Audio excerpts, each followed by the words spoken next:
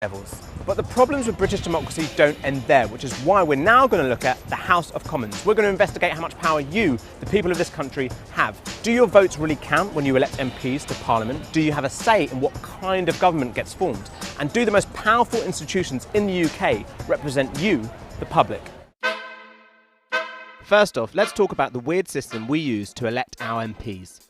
We currently use something called first past the post, where the candidate with the most votes in each constituency wins the seat. Now, while that's a simple system where the winner takes it all, it does mean you get a lot of so-called wasted votes. That's because the winner doesn't need a total majority of the votes.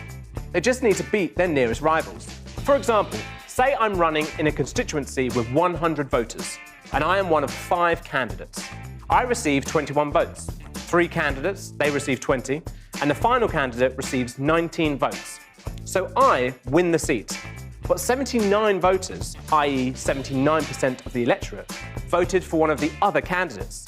So while I'm victorious, the majority of the electorate did not choose me. So at the last general elections, 68% of people's vote made no difference to the overall outcome. We've got to stop discounting and ignoring the votes of people who don't vote for the right candidate in the right place. That's just not democratic. Now, this system has made life difficult for some of the smaller parties like the Lib Dems, the Greens and UKIP.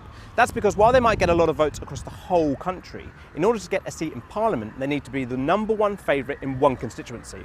And that creates some weird results. In the last general election, the Liberal Democrats got nearly 2.4 million votes, but they were scattered over loads of different constituencies, so they only ended up winning 12 out of 650 seats in the Commons.